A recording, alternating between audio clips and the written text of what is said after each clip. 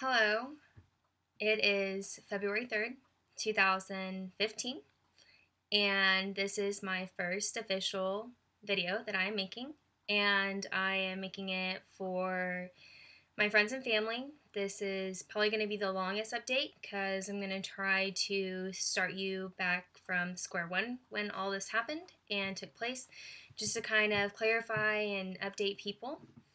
And if you're watching this, you probably know me. In high school, I was involved in all kinds of stuff: student council, NHS, cheerleading, 4 H, FFA, modeling. I did modeling for quite some time. I was a professional model for a while, actually. Some of you know me from college because I went to school at Texas Tech. Go Raiders. Other than that, if you're watching, thank you for watching this, and thank you for taking your time out of your day to watch this. So, as some of you know, about 2 years ago, I got diagnosed with cancer, and I had my first surgery, and everything went great. Everything was good to go. I was told, live your life, do what you need to do, and I'm like, okay, I'm excited, I just survived cancer, this and that. I was going to school, didn't feel too good, but when you're studying pre-med and trying to get into medical school, your mind is elsewhere in the books, I guess, and I didn't feel well. So I'm like, okay, it's close to getting my next checkup from my oncologist, I need to bump it up a few weeks. So I decided to do that. And then I found out 2 days before my 21st birthday that I have melanoma. So I decided to go see different oncologists. I went to Phoenix, Arizona, and they have amazing doctors out there. Dr. P, he's an amazing oncologist. Dr. Stockton, Dr. Summers, she's actually my cousin. She helped me a lot through this entire process. The list goes on. Dr. Testa, Dr. K here in Amarillo, he actually did a few of my surgeries, phenomenal doctor. Pretty much I went through several surgeries, and I had staples all along here, and I had partial of my left breast taken off, the sides of my ribs, my back, my legs, and some on my foot. And didn't think it was too serious, and then once I started going through all that, I was like, okay, this isn't, one surgery, wham, bam, thank you, ma'am, and you're done. And so I was like, something's up. So then I finally sat down with my team of oncologists, and we decided that it is time to take alternative treatments. So I'm like, okay. So I start researching and stuff, and a doctor here, Dr. Gnarl, he actually introduced me to Dr. Randy Johns. He was diagnosed, same thing that I have. He had a few other things going on as well, but MD Anderson in Houston gave him, I believe it's like 3 to 4 weeks to live. I'm not exactly for sure on that, but he decided to go to Spain and seek treatment there. Pretty much his last hope. So he went over there and spent a few months there doing treatments. Of course, they're not approved through the FDA, hence the reason why they're in Spain. And now he is 4 years cancer-free, and he's been my entire push, my entire motivation through this entire process, so kudos to him. So I have been emailing back and forth to Dr. Hilu, which is the oncologist in Spain, and I finally got a hold of him this week, actually, and now we're just coordinating basically times and dates and places to stay while I'm there, because the treatments for what I have is probably going to take 2 months to 3 months. So just trying to coordinate everything for that. And So it's going to take some time, but he should give me the details sometime soon, either this week or next week. Everything is a hurry up, wait, hurry up, wait. So I'm in the waiting process now. As you know, alternative treatments and treatments in general are extremely expensive. And I guess I just got so wrapped up in the emotions and this and that I kind of didn't think about cost. And then I started thinking about cost. And then I would go to the mailbox and I'd see a bill. And then I'd see another bill and another one. And I'm like, okay, what are we going to do next? So my parents started liquidating things. Most of you know I live out kind of in the sticks a little bit. But started liquidating some land, different assets that we had. My mom pulled out her 401k, which was really hard for me to accept. And one of my neighbors, actually Cindy Sponel, who's been helping me with this entire fundraising project and process, confronted me and she's like, "Hey, Ginger." And I'm like, "Yes, you know." She's like, "Have you ever heard of the Give Forward Me?" And it's through the American Cancer Society. And I was like, "No, I haven't." You know, kind of really didn't take it seriously. And she's like, "Well, you know, we should try this." And I've always been the person to do the fundraising. I remember in high school, one of the coolest, most rewarding projects I ever did was Helping Hands. It was actually called Highland Park Helping Hands, and it was the first year that we did it, and I was president of student council. And we had people from all over come in and give students speeches and stuff about helping out in the community. We did a canned food drive throughout this entire week, and teddy bears and blankets and all kinds of stuff. And so I really didn't think, you know, like fundraiser, like, I don't know about it. I was very skeptical about the whole deal. So the news I got from some of my doctors in Phoenix, I was like, you know, I just need to step away for a minute. So I decided to go see a few friends in Oklahoma City. And I just needed a breather. And I was like, you know, let me just breathe, you know, just relax and stuff. And I remember like a few nights before that, I had posted, you know, something on Facebook. And I usually post on Facebook just from all the stuff that I'm going through, just more like inspiration than anything. And telling people, you know, I know that I'm going through this. I've finally accepted the fact that this is how it is and this is how it's going to be. And there's nothing that I really can do about it right now. And yeah, so I know that people all over the world are going through different things, even in our community and stuff, and you see them and you see the struggle, and regardless if it's financial or if it's mental or hurt or whatever you're going through, you know, and I'm going through a lot of the same pain for me, and it's really hard for me to open up to people, but obviously I'm doing it today. And on Facebook, I usually just write a little story like, you know, like I'm doing this, but also like reflect on yourself and like kind of take this, like you take this as a learning experience through everything I'm going through. And my main points are, you know, you can't take a second, a minute, an hour, anything for granted. You can't. Or people or God or whoever. So that's kind of always like my main point of writing that. So anyways, sorry, I just keep rambling on about stuff.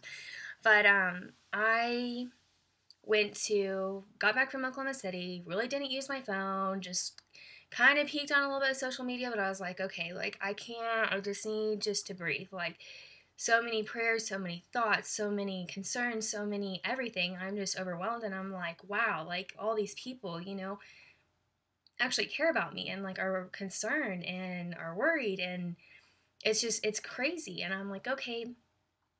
So I get back home and my mom's like, "Hey, Ginger." And I'm like, "Yeah, you know." She's like, "Have you checked out the Give Forward Me website lately?"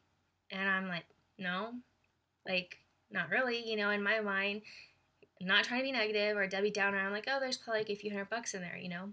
I'm like, ah.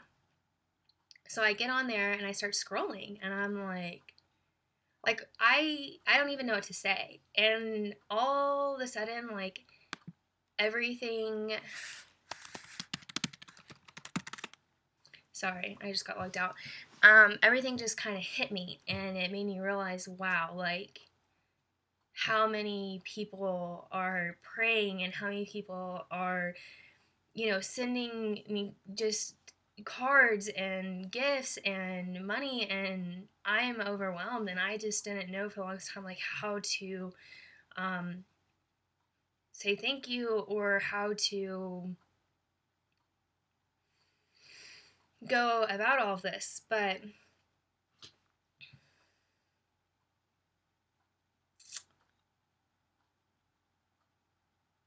yeah, this process has been really hard, and I have been trying to be extremely strong for my parents because I am an only child, and I know that they are scared shitless. And I try to be the support team for multiple people out there. And for my friends, I know that two of my best girlfriends, they're going through this entire process with me.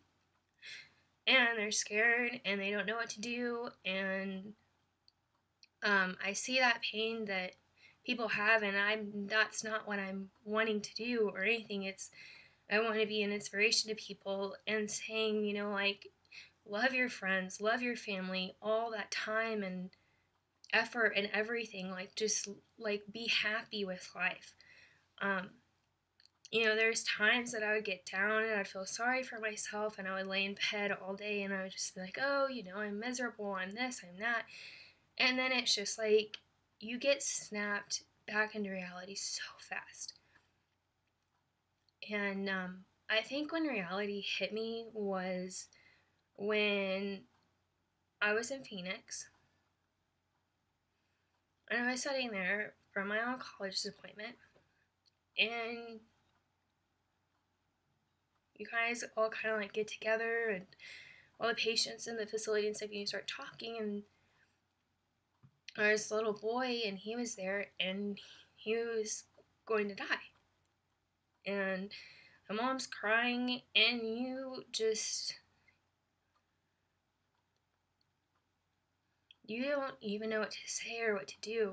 And I kind of got close with the mother, I mean, in less than like 10 minutes, and just trying to feel her pain and understand what she's going through. And I had no idea, like, how to do that or how to be there for somebody that's losing their child. And,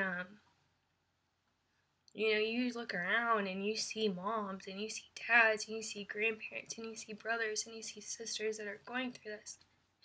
And it's like, when I saw that GoFundMe account, like, the only thing I wanted to do was just take that money and find that little boy and that mom and, like, give that money to them, because it's like, I want to help people. And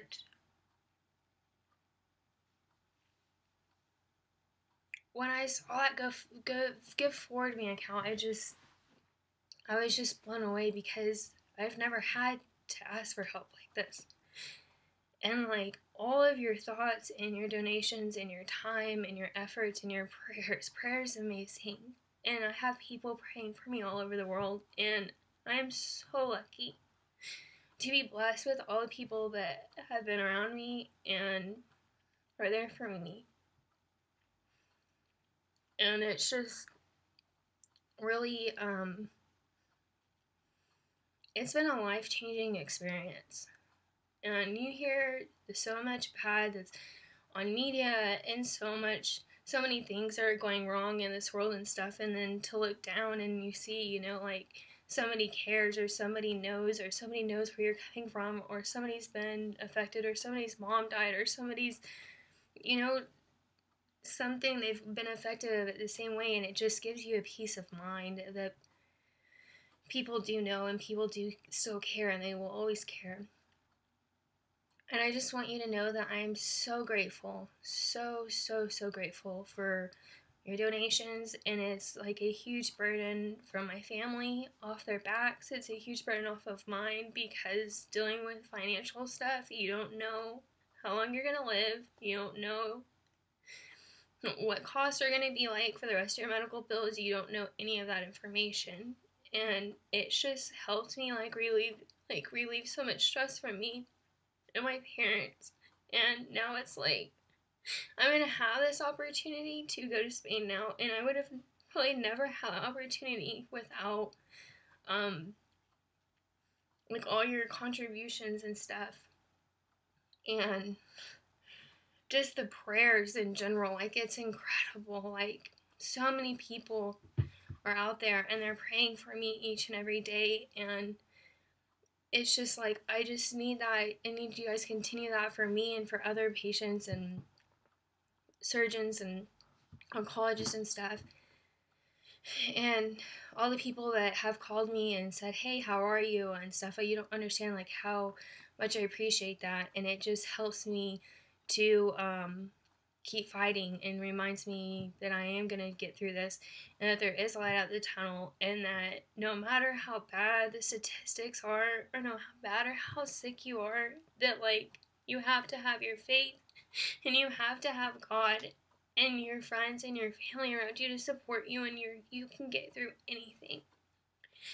And it's hard, but I know I'm gonna do it, because the prayers and the thoughts and everything that you guys been doing for me has getting me through this far. I've had so many statistics thrown at me by doctors, like, you're not gonna make it, or this is gonna happen, or whatever, and it's crazy, but miracles happen every single day. And no matter what you're going through, or how deep and dark and alone, or however, like, if you start believing in yourself, my mind is so, my mind is so powerful, and you start thinking positive, and you start believing in yourself that you can get through anything, and you will. You will, and I'm going to, and I'm going to keep fighting, and I'm going to keep doing this, and thank you, and for just helping and supporting my family. Means the world to me, and I don't know how I'll ever thank all these thousands of people that have helped me through this yet, but I know there's a way, and I hope that this video kind of helps or shows that, like, my love and my support to you guys in whatever way I can. This video, hopefully you can absorb something from it. It might be a garbage, I don't know, but I just had a good feeling to do this, and I'm sorry I kind of got a little emotional. I really tried to have a good front on most of the time, but I'm going to keep doing these videos for inspiration and like more details and stuff, and thank you for watching this, and thank you for supporting me and my family through this entire process. Like, there's no way I could get through this without y'all.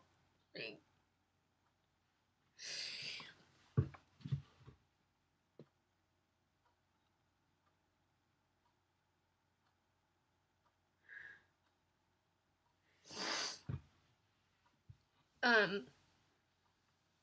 so thank you. Thank you for everything that you've done for me. And if you're going through hell right now, I know what it feels like. And I know you just have to keep believing, and you have to keep going, and your mind is so strong, and you can do it, whatever dark hole, whatever dark place that you're in, like, you can get out of it. And that's what I'm doing every day. And I'm fighting every day, and I'm going to continue to fight for this, for everything. So I know this has opened a lot of doors for me, as far as meeting some incredible people and some good-hearted people. And I know that once I am in remission, that I want to help as many families as I possibly can to get them through this, because this is what keeps people going, and your support and stuff. So thank you. And I'm sorry I got emotional. It's been a crazy ride so far, a crazy journey, and thank you so much for being a part of it. And I couldn't be more blessed. I could absolutely not be more blessed with all the love and support. So thank you. Bye.